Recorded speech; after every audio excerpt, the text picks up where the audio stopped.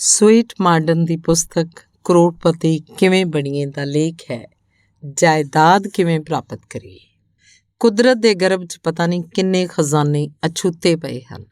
ਇਹਨਾਂ 'ਚ ਕਰੋੜਾਂ ਮਨੁੱਖਾਂ ਦੀਆਂ ਕਾਮਨਾਵਾਂ ਪੂਰੀਆਂ ਕਰਨ ਦੀ ਅਦਭੁਤ ਸਮਰੱਥਾ ਹੈ। ਇਹ ਮਨੁੱਖ ਦਾ ਕਰਤੱਵ ਹੈ ਕਿ ਉਹ ਇਹਨਾਂ ਧਨ ਸੋਮਿਆਂ ਦੀ ਖੋਜ ਕਰਨ ਤੇ ਕੁਦਰਤ ਦੇ ਗਰਭ 'ਚ ਛੁਪੇ ਇਸ ਅਸੀਮਤ ਧਨ ਨਾਲ ਆਪਣਾ ਤੇ ਦੁਨੀਆ ਦਾ ਭਲਾ ਕਰਨ, ਆਪਣੀ ਪ੍ਰਤਿਭਾ ਬੁੱਧੀ ਦਾ ਉਪਯੋਗ ਕਰਨ। ਇਹਦਾ ਮਤਲਬ ਇਹ ਨਹੀਂ ਕਿ ਤੁਸੀਂ ਕਰੋੜਪਤੀ ਤਾਂ ਹੀ ਬਣ ਸਕਦੇ ਹੋ ਜਦ ਕਿ ਕਿਸੇ ਗੁਪਤ ਖਜ਼ਾਨੇ ਨੂੰ ਤੁਸੀਂ ਪ੍ਰਾਪਤ ਕਰ ਸਕੋ।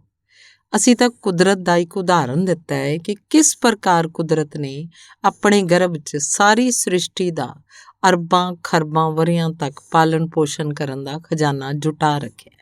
ਜਿਸ ਪ੍ਰਕਾਰ ਕੁਦਰਤ ਨੇ ਅਜਿਹਾ ਕਰ ਰੱਖਿਆ, ਉਸੇ ਪ੍ਰਕਾਰ ਹਰੇਕ ਮਨੁੱਖ ਦੇ ਦਿਲ ਵਿੱਚ ਵੀ ਅਥਾਹ ਅਪਾਰ ਗੁਪਤ ਖਜ਼ਾਨਾ ਛਿਪਿਆ ਪਿਆ ਹੈ। ਜ਼ਰੂਰਤ ਸਿਰਫ ਪਹਿਚਾਨਣ ਦੀ ਹੈ। ਧਨ ਸੰਪਦਾ ਵਿਚਾਰਾਂ ਅੰਤ ਮਿਹਨਤ ਤੋਂ ਪੈਦਾ ਹੁੰਦੀ ਹੈ। ਉਹ ਆਪਣੇ ਆਪ ਆਕਾਸ਼ ਤੋਂ ਨਹੀਂ ਟਪਕਦੀ। ਵਿਚਾਰ ਤੇ ਮਿਹਨਤ ਮਨੁੱਖ ਦੇ ਅੰਦਰੋਂ ਹੀ ਨਿਕਲਦੇ ਹੈ। ਇਸੇ ਕਾਰਨ ਕਿਹਾ ਜਾਂਦਾ ਹੈ ਕਿ ਧਨ ਸੰਪਦਾ ਜਾਂ ਜੋ ਵੀ ਪ੍ਰਾਪਤ ਕਰਨਾ ਚਾਹੁੰਦੇ ਹੋ ਉਹ ਸਭ ਤੁਹਾਡੇ ਅੰਦਰ ਹੀ ਛਿਪਿਆ ਹੈ। ਸਿਰਫ ਯਤਨਾਂ ਦੀ ਜ਼ਰੂਰਤ ਹੈ। ਇਸ ਸੰਸਾਰ 'ਚ ਇੰਨੇ ਸਾਧਨ ਹਨ ਕਿ ਹਰ ਇੱਕ ਮਨੁੱਖ ਆਪਣਾ ਆਪਣਾ ਘਰ ਬਣਾ ਸਕਦਾ ਹੈ। ਇਹਦੇ ਬਾਵਜੂਦ ਅੱਜ ਸੰਸਾਰ ਦੀ 2/3 ਤੋਂ ਵੀ ਜ਼ਿਆਦਾ ਆਬਾਦੀ ਬੇਘਰ-ਬਾਰ ਹੈ। ਆਖਿਰ ਕਿਉਂ? ਘਰ ਬਣਨ ਦੇ ਤਾਂ ਸਾਧਨ ਉਪਲਬਧ ਹਨ, ਪਰ ਧਨ ਸਾਧਨਾਂ ਦਾ ਮੁੱਲ ਚੁਕਾਉਣਾ ਪੈਂਦਾ ਹੈ। ਆਪਣੀ ਗਰੀਬੀ ਦੇ ਕਾਰਨ ਲੋਕ ਮੁੱਲ ਚੁਕਾ ਨਹੀਂ ਪਾਉਂਦੇ ਤੇ ਬੇਘਰ-ਬਾਰ ਰਹਿ ਜਾਂਦੇ ਹਨ। ਮਹਾਨਗਰਾਂ ਜਾਂ ਵੱਡੇ ਨਗਰਾਂ 'ਚ ਸੈਂਕੜੇ ਪਰਿਵਾਰ ਕਿਰਾਏ ਦੇ ਮਕਾਨਾਂ 'ਚ ਰਹਿ ਕੇ ਬਤੌਰ ਕਿਰਾਇਆ ਇੰਨਾ ਰੁਪਇਆ ਭਰ ਚੁੱਕੇ ਹੁੰਦੇ ਹਨ ਕਿ ਉਹਨੇ 'ਚ ਉਹਨਾਂ ਦਾ ਆਪਣਾ ਮਕਾਨ ਬਣ ਸਕਦਾ ਸੀ। ਸੱਚਮੁੱਚ ਹੈ ਨਾ ਵਿਡੰਬਨਾ ਦੀ ਗੱਲ। ਇਹਦਾ ਮੁੱਖ ਕਾਰਨ ਇਹ ਹੈ ਕਿ ਅਸੀਂ ਧਨ ਸੰਪਦਾ ਪ੍ਰਾਪਤ ਕਰਨ ਦੇ ਗਣਿਤ ਤੋਂ ਅਣਜਾਣ ਹਾਂ। ਅਸੀਂ ਅਗਿਆਨਤਾ ਦੀ ਥੁੜ 'ਚ ਮੂੰਹ ਤੱਕਦੇ ਰਹਿ ਜਾਂਦੇ ਹਾਂ। ਆਪਣੇ ਮਨ 'ਚ ਛਿਪੀ ਸ਼ਕਤੀ ਦਾ ਅਸੀਂ ਧਿਆਨ ਨਹੀਂ ਕਰਦੇ, ਸੋ ਸਾਡਾ ਇਹ ਵਿਵੇਕ ਸੁੱਤਾ ਹੀ ਪਿਆ ਰਹਿ ਜਾਂਦਾ ਹੈ। ਜੋ ਧਨ ਸੰਪਦਾ ਇਕੱਠੀ ਕਰਨ ਦਾ ਗਣਿਤ ਸਾਨੂੰ ਸਮਝਾ ਬੁਝਾ ਸਕਦਾ ਹੈ, ਅਸੀਂ ਇਸੇ ਥੁੜ ਦੇ ਕਾਰਨ ਥਾਂ ਦੀ ਥਾਂ ਪਏ ਰਹਿ ਜਾਂਦੇ ਹਾਂ। ਉਹੀ ਢੱਕ ਦੇ 3 ਪੱਤ। ਅਸੀਂ ਜੀਵਨ ਵਿੱਚ ਤਰੱਕੀ ਨਹੀਂ ਕਰ ਸਕਦੇ। ਅਸੀਂ ਆਪਣੇ ਕੰਮ ਨਾ ਕਰਨ ਦੀ ਨੀਤ, ਆਲਸ ਤੇ ਉਦਾਸੀਨਤਾ ਦੇ ਆਪਣੇ ਆਪ ਨੂੰ ਉਸ ਹਾਲਤ 'ਚ ਲੈ ਆਉਂਦੇ ਹਾਂ ਕਿ ਸਾਡਾ ਸੋਚਿਆ ਕੋਈ ਕੰਮ ਯਤਨ ਕਰਨ ਦੇ ਬਾਵਜੂਦ ਸਫਲ ਨਹੀਂ ਹੁੰਦਾ। ਧਨ ਸੰਪਦਾ ਪ੍ਰਾਪਤ ਕਰਨ ਲਈ ਅਸੀਂ ਬੜੇ ਇੱਛੁਕ ਰਹਿੰਦੇ ਹਾਂ, ਪਰ ਇਸ ਗਣਿਤ ਨੂੰ ਵੀ ਸਾਨੂੰ ਜਾਣਨਾ ਚਾਹੀਦਾ ਹੈ ਕਿ ਉਹ ਕਿਵੇਂ ਆ ਸਕਦਾ ਹੈ। ਧਨ ਸੰਪਦਾ ਕੋਈ ਪਹਾੜਾਂ 'ਤੇ ਬਿਖਰੀ ਹੋਈ ਨਹੀਂ ਮਿਲਦੀ ਕਿ ਗਏ ਤੇ ਬਟੋਰ ਲਿਆਏ। ਨਾ ਤਾਂ ਉਹ ਦਰਖਤਾਂ 'ਤੇ ਉੱਗਦੀ ਹੈ ਜਾਂ ਫਲਦੀ ਹੈ ਕਿ ਗਏ ਤੇ ਤੋੜ ਲਿਆਏ।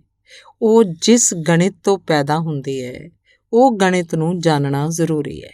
ਅਸਲ 'ਚ ਅਸੀਂ ਆਪਣੇ ਆਪ ਨੂੰ ਕੁਚਲ ਕੇ ਰੱਖਦੇ ਹਾਂ, ਆਤਮ ਵਿਸ਼ਵਾਸ ਨੂੰ ਦੁਰਬਲ ਕਰਕੇ ਰੱਖਦੇ ਹਾਂ, ਆਪਣੀਆਂ ਆਸਾਂ ਦਾ ਦਮਨ ਕਰ ਲੈਂਦੇ ਹਾਂ ਜਾਂ ਉਹਨਾਂ ਨੂੰ ਬਹੁਤ ਛੋਟਾ ਕਰ ਦਿੰਦੇ ਹਾਂ।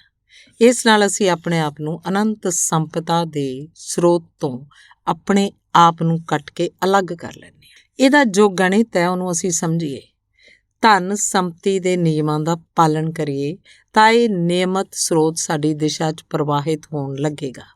ਕਰਮ ਦੀ ਵਿਚਾਰਧਾਰਾ, ਲਗਾਤਾਰ ਕਰਮ ਦੀ ਪ੍ਰੇਰਨਾ, ਲਗਾਤਾਰ ਕਾਰਜਸ਼ੀਲਤਾ ਤੇ ਫਿਰ ਪ੍ਰਭੁਤਾ ਦੇ ਦੁਆਰਾ ਕਿਸੇ ਵੀ ਪਦਾਰਥ ਨੂੰ ਪ੍ਰਾਪਤ ਕਰਨਾ ਅਸੰਭਵ ਨਹੀਂ ਰਹਿ ਜਾਂਦਾ। ਜਿਸ ਕੰਮ ਨੂੰ ਇੱਕ ਵਿਅਕਤੀ ਕਰ ਸਕਦਾ ਉਹਨੂੰ ਦੂਜਾ ਵੀ ਕਰ ਸਕਦਾ ਹੈ। ਫਿਰ ਜ਼ਿਆਦਾਤਰ ਲੋਕਾਂ ਨੂੰ ਪ੍ਰਾਪਤ ਕਰਨ ਦਾ ਮੌਕਾ ਕਿਉਂ ਨਹੀਂ ਮਿਲਦਾ?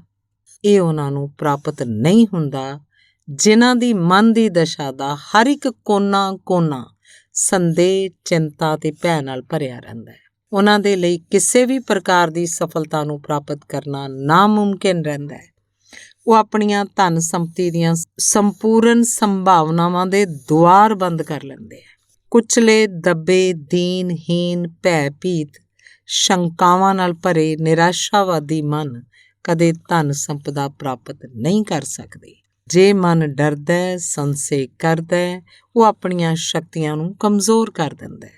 ਉਹ ਨਿਸ਼ਚਾਤਮਕ ਕੰਮ ਨਹੀਂ ਕਰ ਸਕਦਾ। ਉਹ ਹਮੇਸ਼ਾ ਧਨ ਸਮਰਿੱਧੀ ਦਾ ਵਿਰੋਧ ਕਰਦਾ ਹੈ। ਉਹ ਧਨ ਸੰਪਦਾ ਨੂੰ ਕਿਵੇਂ ਆਪਣੇ ਕੋਲ ਖਿੱਚ ਸਕਦਾ ਹੈ। ਤੁਸੀਂ ਦ੍ਰਿੜਤਾ ਦੇ ਨਾਲ ਇੱਕ ਰਾਹ ਫੜ ਲਓ, ਫਿਰ ਤੁਹਾਡੇ ਸਾਹਮਣੇ ਪੂਰਤੀਆਂ ਦੇ ਦਰਵਾਜ਼ੇ ਇੱਕ ਦੇ ਬਾਅਦ ਇੱਕ ਖੁੱਲ੍ਹਦੇ ਜਾਣਗੇ। ਤੁਸੀਂ ਲਗਾਤਾਰ ਉੱਨਤੀ ਦੇ ਰਾਹ 'ਤੇ ਵੱਧਦੇ ਜਾਓਗੇ।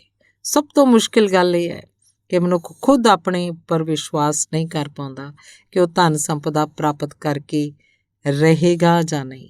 ਇਸ ਪ੍ਰਕਾਰ ਦਾ ਸੰਸਾ ਮਨੁੱਖ ਦੀ ਉੱਨਤੀ ਨੂੰ ਰੋਕ ਦਿੰਦਾ ਹੈ। ਇਸ ਪ੍ਰਕਾਰ ਦੇ ਵਿਚਾਰ ਮਨ ਵਿੱਚ ਸਭ ਤੋਂ ਪਹਿਲਾਂ ਆ ਜਾਂਦੇ ਹਨ। ਇਹੀ ਸਾਡੇ ਰਾਹ ਭੁਲਾ ਦਿੰਦੇ ਹਨ।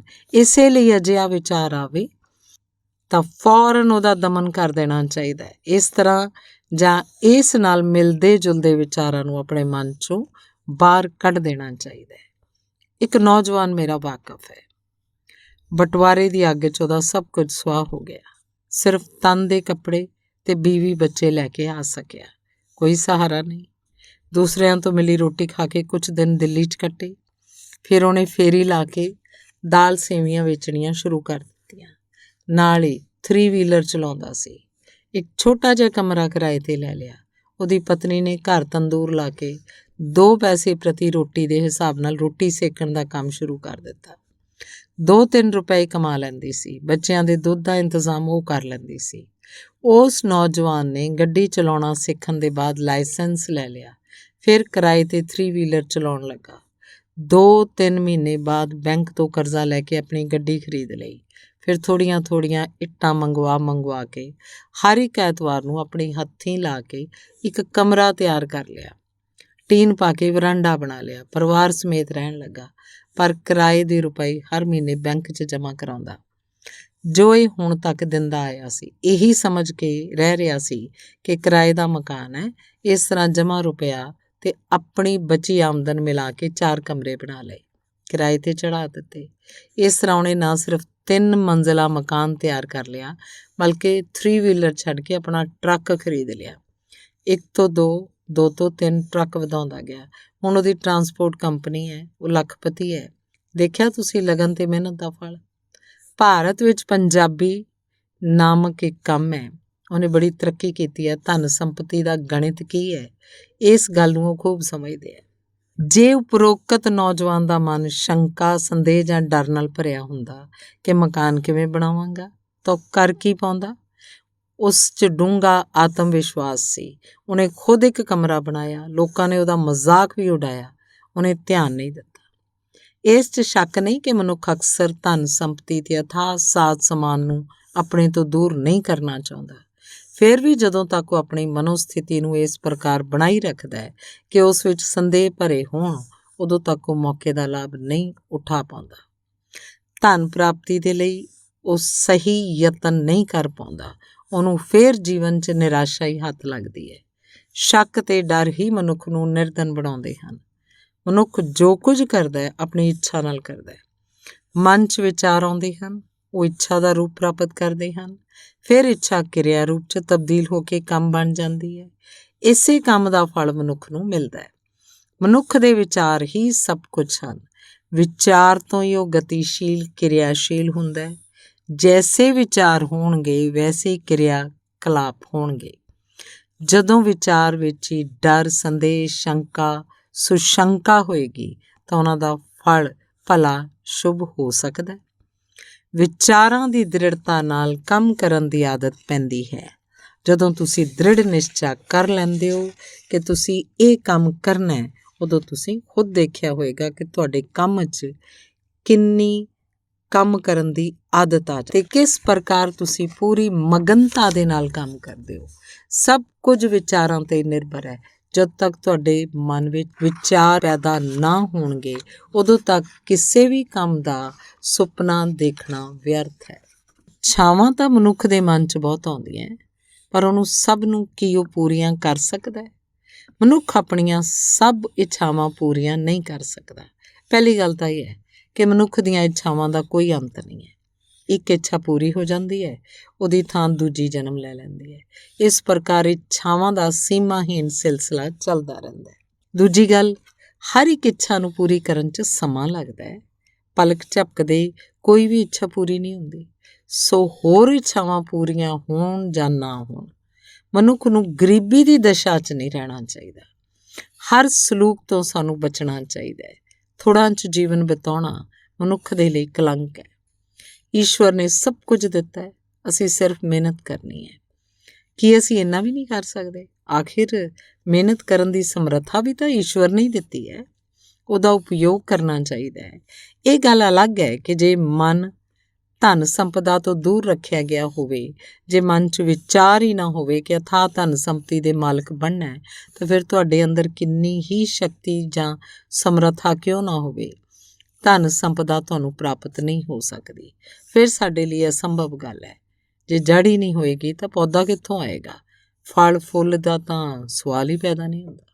ਜਦ ਅਸੀਂ ਖੁਦ ਆਪਣਾ ਜੀਵਨ ਕੁਚਲ ਰੱਖਣਾ ਹੋਵੇ, ਜਦੋਂ ਅਸੀਂ ਖੁਦ ਬੋਲੇ ਬਣ ਬੈਠੇ ਹੋਈਏ, ਜਦ ਅਸੀਂ ਖੁਦ ਸੰਸਾਰ ਦੀ ਮਹਾਨ ਸ਼ਕਤੀ ਤੋਂ ਆਪਣਾ ਸੰਬੰਧ ਤੋੜ ਰੱਖਿਆ ਹੋਵੇ, ਤਾਂ ਕੀ ਅਸੀਂ ਕੁਝ ਪਾ ਸਕਦੇ ਹਾਂ?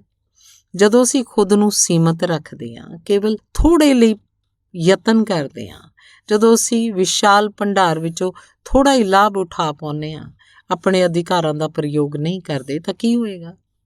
ਜਦੋਂ ਤੁਹਾਨੂੰ ਆਤਮ ਰੱਖਿਆ ਦੇ ਲਈ ਬੰਦੂਕ ਦਿੱਤੀ ਗਈ ਹੋਵੇ ਤੇ ਤੁਸੀਂ ਹਮਲਾ ਹੋਣ 'ਤੇ ਉਹਦਾ ਉਪਯੋਗ ਨਾ ਕਰੋ, ਤਾਂ ਇਸ ਵਿੱਚ ਦੋਸ਼ ਕਿਸ ਦਾ ਹੈ? ਤੁਸੀਂ ਜ਼ਖਮੀ ਹੋ ਜਾਂਦੇ ਹੋ।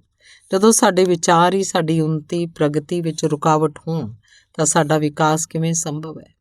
ਕੁਬੇਰ ਦਾ ਖਜ਼ਾਨਾ ਸਾਡੇ ਲਈ ਇੱਕ ਕਥਾ ਕਹਾਣੀ ਬਣ ਕੇ ਰਹਿ ਜਾਂਦਾ ਹੈ। ਸਾਡੀ ਅਗਿਆਨਤਾ ਹੀ ਸਾਨੂੰ ਗਰੀਬੀ ਵਿੱਚ ਧੱਕਦੀ ਹੈ। ਜਦੋਂ ਮਨ 'ਚ ਆਤਮ ਵਿਸ਼ਵਾਸ ਜੰਮ ਜਾਂਦਾ ਹੈ ਤੇ ਇਹ ਭਾਵਨਾ ਪ੍ਰਬਲ ਹੋ ਜਾਂਦੀ ਹੈ ਕਿ ਮੈਂ ਤਾਂ ਪਰਮ ਪਿਤਾ ਪਰਮੇਸ਼ਰ ਦਾ ਇੱਕ ਅੰਸ਼ ਹਾਂ ਤੇ ਧਨ ਸੰਪਦਾ ਪਾਉਣ ਦਾ ਜਨਮ ਸਿੱਧ ਅਧਿਕਾਰ ਹੈ, ਤਾਂ ਫਿਰ ਸਭ ਕੁਝ ਮਿਲ ਜਾਂਦਾ ਹੈ। ਇਸ ਲਈ ਸ਼ੰਕਾ, ਭੈ, ਚਿੰਤਾ ਮਨੋਂ ਕੱਢ ਦਿਓ ਤੇ ਆਪਣਾ ਅਧਿਕਾਰ ਧਨ ਸੰਪਤੀ ਉੱਤੇ ਮੰਨ ਕੇ ਆਪਣਾ ਪੂਰਾ ਯਤਨ ਸ਼ੁਰੂ ਕਰ ਦਿਓ। ਤੁਹਾਨੂੰ ਸਭ ਕੁਝ ਮਿਲ ਜਾਏਗਾ। ਜਦੋਂ ਤੱਕ ਤੁਸੀਂ ਅਜਿਹਾ ਨਹੀਂ ਕਰੋਗੇ, ਉਦੋਂ ਤੱਕ ਤੁਹਾਨੂੰ ਕੁਝ ਵੀ ਨਹੀਂ ਮਿਲੇਗਾ। ਇਹ ਭਾਵਨਾ ਮਨ 'ਚ ਨਾ ਆਵੇ ਕਿ ਹੋਰ ਲੋਕ ਤੁਹਾਡੇ ਨਾਲੋਂ ਸ੍ਰੇਸ਼ਟ, ਯੋਗ ਜਾਂ ਵਿਦਵਾਨ ਹਨ। ਇਸ ਕਾਰਨ ਤੁਸੀਂ ਉਹੋ ਜਿਹਾ ਨਹੀਂ ਕਰ ਸਕਦੇ ਹੋ। ਇਹ ਇੱਕਦਮ ਗਲਤ ਫਜ਼ੂਲ ਧਾਰਨਾ ਹੈ। ਜਦੋਂ ਉਹ ਅਜਿਹਾ ਕਰ ਸਕਦਾ ਹੈ ਤਾਂ ਤੁਸੀਂ ਕਿਉਂ ਨਹੀਂ ਕਰ ਸਕਦੇ? ਤੁਸੀਂ ਆਪਣੀ ਯੋਗਤਾ ਨੂੰ ਘੱਟ ਕਿਉਂ ਸਮਝਦੇ ਹੋ? ਕਿ ਉਹਨੂੰ ਸੁਰਖਾਬ ਦੇ ਪਰ ਲੱਗੇ ਹੈ? ਨਹੀਂ, ਫਿਰ ਤੁਸੀਂ ਉਹ ਤੋਂ ਘੱਟ ਕਿਵੇਂ ਹੋ? ਜੋ ਵੀ ਵਿਅਕਤੀ ਆਪਣੇ ਵਿਚਾਰਾਂ ਤੇ ਕਾਰਜਾਂ ਨੂੰ ਪੂਰੇ ਆਤਮ ਵਿਸ਼ਵਾਸ ਦੇ ਨਾਲ ਧਨ ਸੰਪਤੀ ਪ੍ਰਾਪਤ ਕਰਨ 'ਚ ਲਗਾਉਂਦਾ ਹੈ, ਧਨ ਸੰਪਤੀ ਉਹਦੇ ਨਾਲ ਆਪਣੇ ਆਪ ਦੌੜੀ ਚਲੀ ਆਉਂਦੀ ਹੈ। ਲੱਛਮੀ ਦੇ ਰੂਪ 'ਚ ਭਾਰਤ ਵਿੱਚ ਧਨ ਸੰਪਦਾ ਨੂੰ ਮੰਨਿਆ ਗਿਆ। ਇਹਦੀ ਪੂਜਾ ਵੀ ਇੱਥੇ ਹੁੰਦੀ ਹੈ, ਪਰ ਸੱਚੀ ਪੂੰਜੀ ਤਾਂ ਇਹ ਵਿਚਾਰ ਤੇ ਕਠੋਰ ਮਿਹਨਤ ਹੈ। ਦੁਨੀਆ ਦਾ ਇੱਕ ਸਿਧਾਂਤ ਸਿੱਧਾ ਜਿਹਾ ਹੈ, ਜਿਹੋ ਜਿਹਾ ਬੀਜੋਗੇ ਉਹੋ ਜਿਹਾ ਵੱਢੋਗੇ। ਚੱਕੀ 'ਚ ਜਿੰਨਾ ਅਨਾਜ ਤੁਸੀਂ ਪਾਓਗੇ ਉਨਾ ਹੀ ਆਟਾ ਨਿਕਲੇਗਾ, ਉਹ ਤੋਂ ਜ਼ਿਆਦਾ ਤਾਂ ਨਿਕਲ ਨਹੀਂ ਸਕਦਾ। ਜਿੰਨੀ ਤੁਸੀਂ ਮਿਹਨਤ ਕਰੋਗੇ ਉਨਾ ਹੀ ਫਲ ਪਾਓਗੇ। ਇਸ ਸਿਧਾਂਤ ਨੂੰ ਤੁਸੀਂ ਕਿਵੇਂ ਕੱਟ ਸਕਦੇ ਹੋ? ਕੁਦਰਤ ਨੇ ਕੁਝ ਆਪਣੇ ਨਿਯਮ ਬਣਾਏ ਹੈ, ਮਨੁੱਖ ਰੂਪ ਵਿੱਚ ਨਿਰਮਾਣ ਕਰਕੇ ਕੁਝ ਨਿਯਮ ਬਣਾ ਦਿੱਤੇ ਹੈ। ਹੁਣ ਇਹ ਤੁਹਾਡੇ ਉੱਪਰ ਹੈ ਕਿ ਤੁਸੀਂ ਉਹਨਾਂ ਦਾ ਪਾਲਣ ਕਰਕੇ ਕੈਸਾ ਫਲ ਪਾਓ। ਕੁਦਰਤ ਨੇ ਸਭ ਕੁਝ ਤੁਹਾਡੇ ਸਾਹਮਣੇ ਬਿਖੇਰ ਦਿੱਤਾ ਹੈ। ਇਹ ਤੁਹਾਡੀ ਸਮਰੱਥਾ ਸ਼ਕਤੀ ਉੱਤੇ ਹੈ ਕਿ ਤੁਸੀਂ ਕਿੰਨਾ, ਕੀ ਤੇ ਕਿਵੇਂ ਉਠਾਉਂਦੇ ਹੋ। ਤੁਸੀਂ ਵਿਸ਼ਾਲ ਭਾਵਨਾਵਾਂ ਨਾਲ ਭਰੇ ਰਹੋ, ਮਨ ਨੂੰ ਵਿਸ਼ਾਲ ਬਣਾਓ, ਯਤਨਾਂ ਨੂੰ ਅਸੀਮ ਕਰੋ, ਕਾਰਜ ਪ੍ਰਣਾਲੀ ਨੂੰ ਅਣਗਿਣਤ ਬਣਾਓ। ਜੇ ਤੁਹਾਡੇ ਵਿਚਾਰ ਧਨ ਸੰਪਦਾ ਨਾਲ ਭਰੇ ਹੋਏ ਹਨ ਤਾਂ ਤੁਸੀਂ ਅਵੱਸ਼ ਹੀ ਸ਼ਕਤੀਸ਼ਾਲੀ ਬਣੋਗੇ। ਤੁਹਾਡੇ ਵਿਚਾਰ ਦਰਿੱਦਰ ਹਨ ਤਾਂ ਤੁਸੀਂ ਦਰਿੱਦਰ ਬਣੋਗੇ। ਧੰਨਵਾਦ।